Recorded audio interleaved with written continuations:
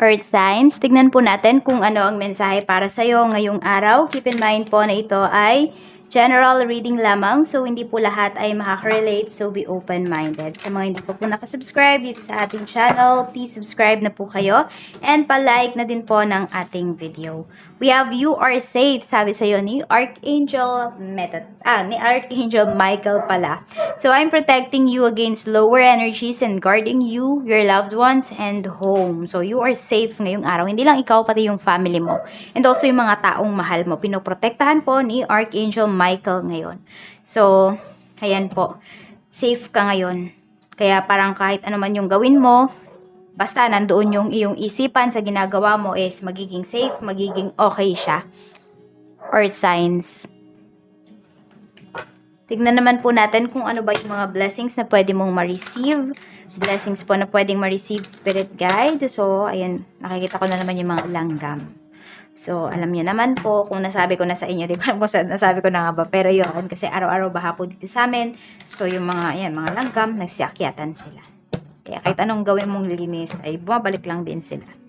Meron tayo ditong a blessing on your love. A blessing for good men and fathers. So, pwedeng magkasundo kayo ngayong araw na ito ng tatay or ng nanay po ng inyong mga anak. We have a blessing for the right words. Mukhang may sasabihin siya sa'yo. Sobrang importante yata ito. Earth signs. Meron tayo ditong a blessing for a fresh start. Nasama ko kagad yung F no doon sa a blessing. Ayan po. H pala. So, yun. Ang ganda ng energy natin dito. So, meron kayong bagong sisimulan. So, pwedeng another chapter po ito ng life ninyo. Magkakasundo na kayong dalawa. Iisa na yung goal. Magiging iisa na po yung goal ninyo. Tignan natin kung ano pa yung mensahe for you.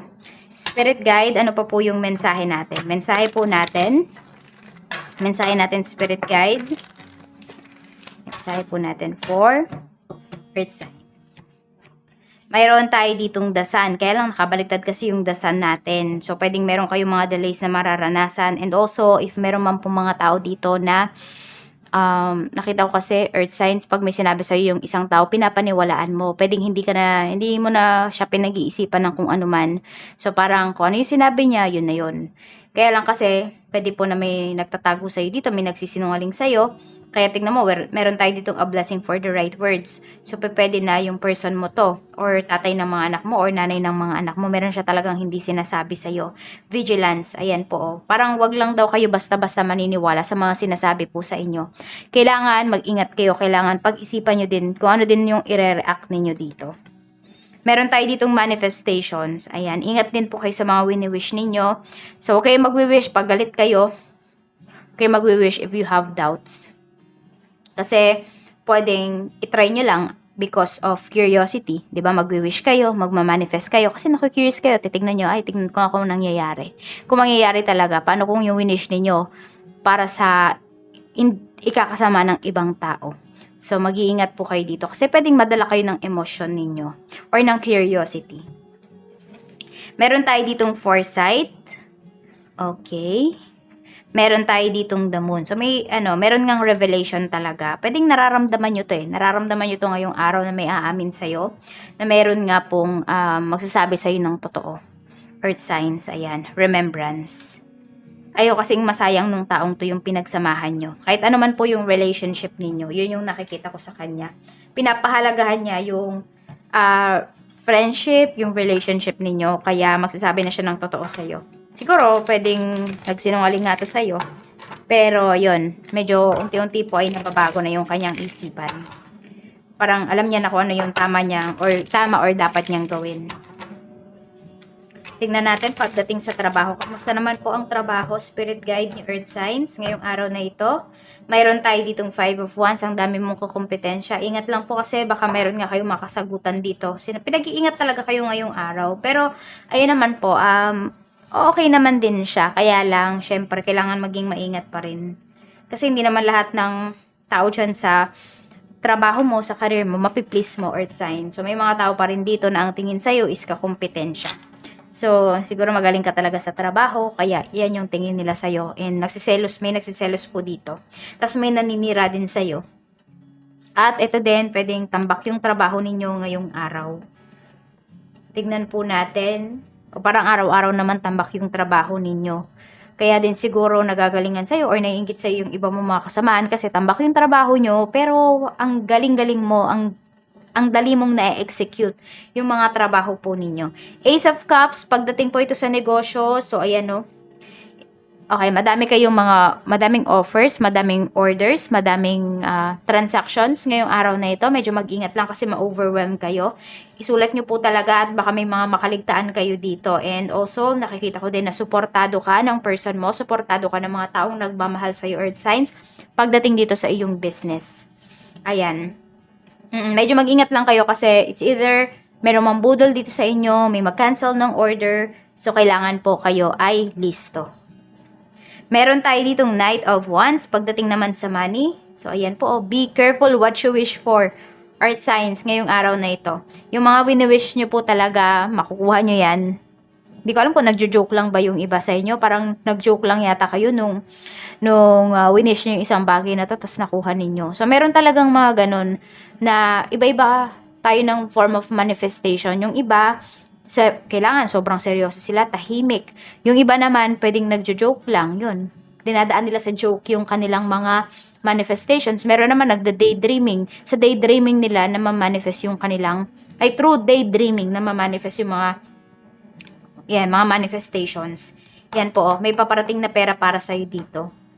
Actually, yung paparating na pera na to, syempre paghihirapan mo naman po ito, Earth Signs. Pero yan, magiging happy naman po kayo. We have the High Priestess. Pagdating to sa love life nyo, ayan. Meron tayong 6 of Wands. Mukhang may hinihintay ka dito. Okay, meron tayo ditong 6 of Pentacles. Hinihintay mo lang talaga dito na magsalita yung person mo. Maaring meron kang nalalaman, meron kang naririnig na mga chismis about sa kanya. Yung iba sa inyo, could be LDR kayo. Kaya ganyan. So, parang nangangapa po yung iba sa inyo. Naghihintay kayo kung kailan magiging honest sa inyo yung person ninyo, Earth Signs.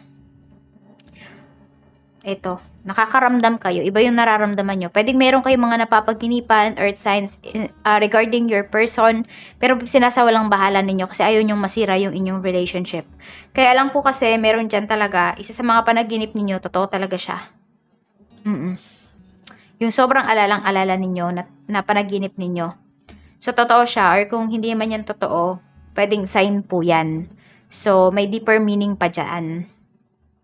Number 17, number 13, 26, and 34. Yan po yung inyong mga lucky numbers. At ang lucky color mo naman is blue and violet.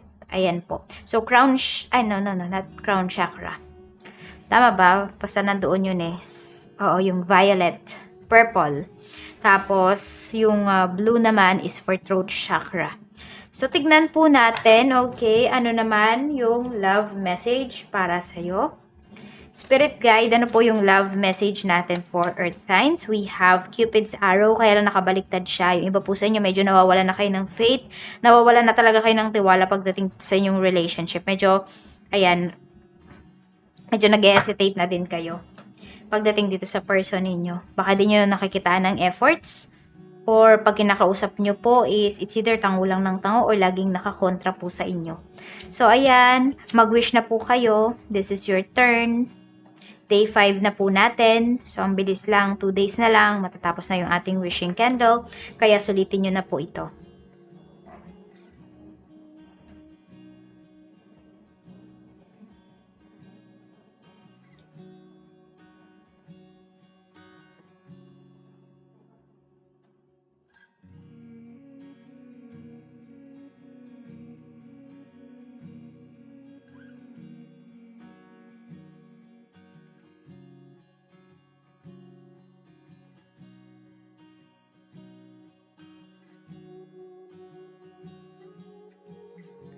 Seal na po natin ang wishes mo, Earth Signs. Maraming salamat po and see you again tomorrow para sa ating reading at sa ating another day of wishing candle. Bye-bye!